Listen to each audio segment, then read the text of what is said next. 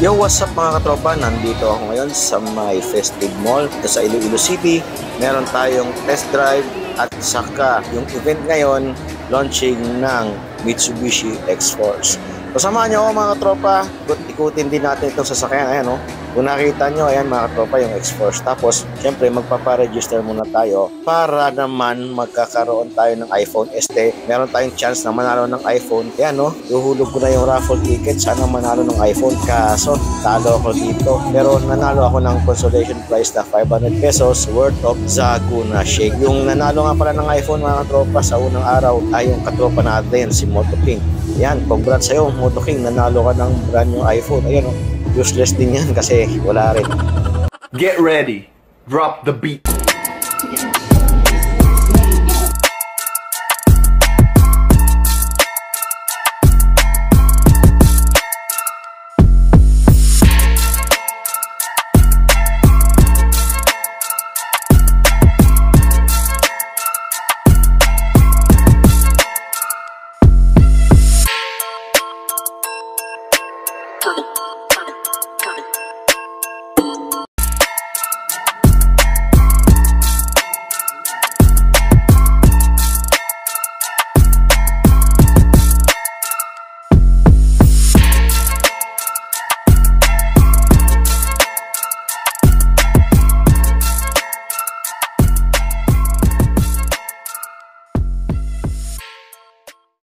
Yung mga katropa, una sa lahat, dito muna tayo sa kanyang interior, no? Yan, kitang-kita niya, start yung engine, no? Yan yung lumalabas sa pinaka-speedometer niya, mga katropa. Di ba, ang ganda? High-tech na high-tech, tsaka fully digital yan, mga katropa. Naka-TFT display. Yan yung kanyang steering wheel, no? Kompleto na rin sa mga button sa kanyang steering wheel. Nandyan yung cruise control, tsaka yung audio control, tsaka yung mga menu, nandyan din yan. Tapos dito tayo sa kanyang screen mga tropa. Ayan o, merong 12.3 inches yan mga tropa. Napakaganda. Tapos meron din siyang live wallpaper o. Ayan o, parang nasa aquarium, di ba? Kompleto yan mga tropa. Meron siyang Android Auto, tsaka Apple CarPlay. Ayan. O di ba? Ang ganda mga tropa. Kompleto yan. Tsaka ang ganda ng sounds nito mga tropa kasi nasubukan ko. Yamaha yung kanyang speakers. Napakaganda mga tropa. Parang naka-Harman Kardon din yung tunog niya. Tapos dito naman tayo, ayan o, yan yung control niya, o yan yung audio volume. Control. Tapos dyan sa kabila, may cruise control. dyan naman yung cruise control. Ayan, kita-kita nyo.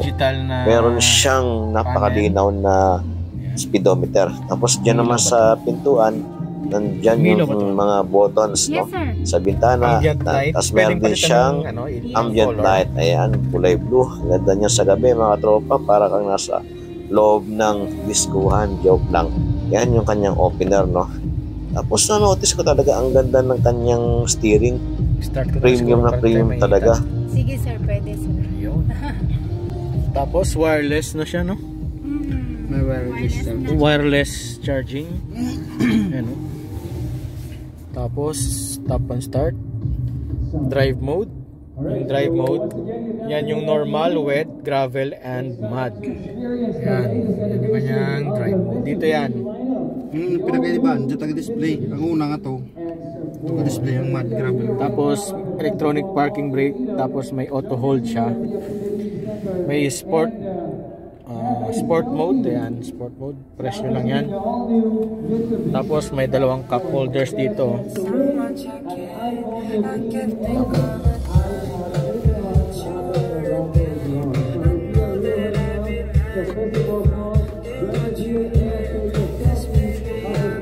Cooler.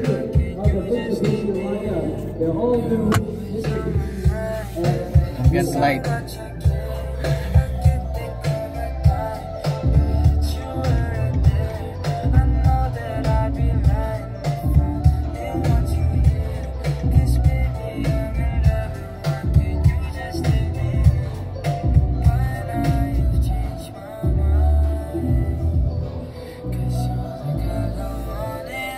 Ganda ng display, no? Parang cellphone, tablet. May mini tablet. Oo.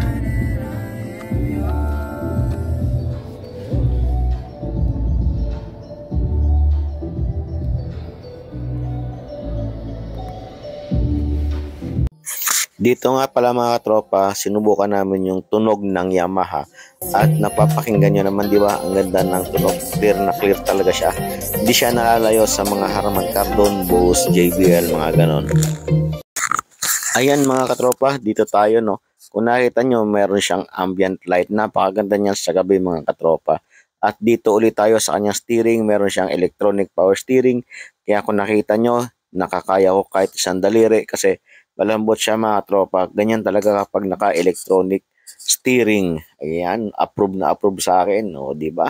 Ang ganda tingnan at saka sarap nito gamitin kasi na-test drive ko yan mga katropa. Kung makita mo yung kabuuan ng dashboard, ayan, ang ganda ng lighting effect niya. Lalo na paggabi yan. Tapos dyan, ganda, naka-fabric yan. Sa may GT kasi yan yung naka-fabric. Pero sa may, sa GLS, yun yung naka-leather sa kanyang dashboard.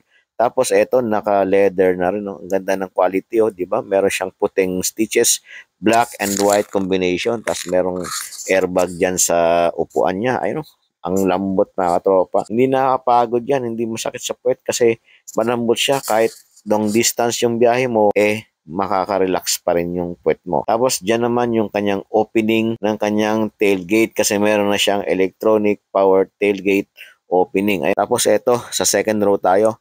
Kung nakikita mo, ayan ang laki ng space. Tapos meron din siyang rear aircon vent. Ayan, tapos cup holders, tsaka yung armrest. Ayan, kung nakikita nyo mga tropa. O, di ba, nasa gitna yung dalawang cup holder niya. Sulit na sulit talaga mga tropa. Kapag nasa biyahe kayo, may malalagyan kayo ng inumin nyo. Ayan, silipid din natin yung kanyang cargo trunk. At ayan, speaker niya, Yamaha, sa may likuran. SRS airbag. Meron siyang total of 6 airbags. Kaya pasado talaga ito sa NCAP 5-star mga katropa. Ayan, black ceiling, di ba? Black pillar. Ang ganda ng interior. Yan ang talaga gusto ko dyan. Itim yung interior niya. Tapos meron din siyang pocket dyan sa backseat. Merong maliit at merong malaki. Pwedeng lagayin ng mga papel yan, documents mga katropa. Tapos dito naman sa likuran ng kanyang pinaka-center console, syempre meron din siyang aircon at saka meron din siyang charger, USB, tsaka Type-C. O, diba? Astig mga katropa. Ayan, sa kabila, ganun din, Woo! Ayan. Ang ganda ng pagkakaupuan. Tapos sa may makina naman tayo, papasilip ko sa inyo mga katropa. Yan, meron siyang 1.5 natural aspirated na makina, Siyempre, meron siyang ganito yung kanyang horsepower. Ilalapag ko sa screen. Ayan, tsaka yung kanyang torque. Magtungo tayo sa kanyang makina. Ito daw ay carry over sa previous na model or yung expander. Ayan, yung makina daw ng expander tsaka yung makina ng X-Force ay pareho lang silang output tsaka yung CC or displacement. Ayan, kung makita niyo mga tropa, di ba? Approve na approve din yan. Kasi na-test drive namin to, okay din naman yung hatak kasi meron siyang sport mode. Ayan, yan yung kanyang engine, Kompleto yan. Nandyan din yung kanyang color coding. Ayan, X-Force sa hood emblem. Ayan, di ba? Ang ganda. Ayan, dito naman tayo sa tagiliran ng kanyang pintuan. Meron din siya black dyan. Tapos may silver finish. Get ready. Drop the beat.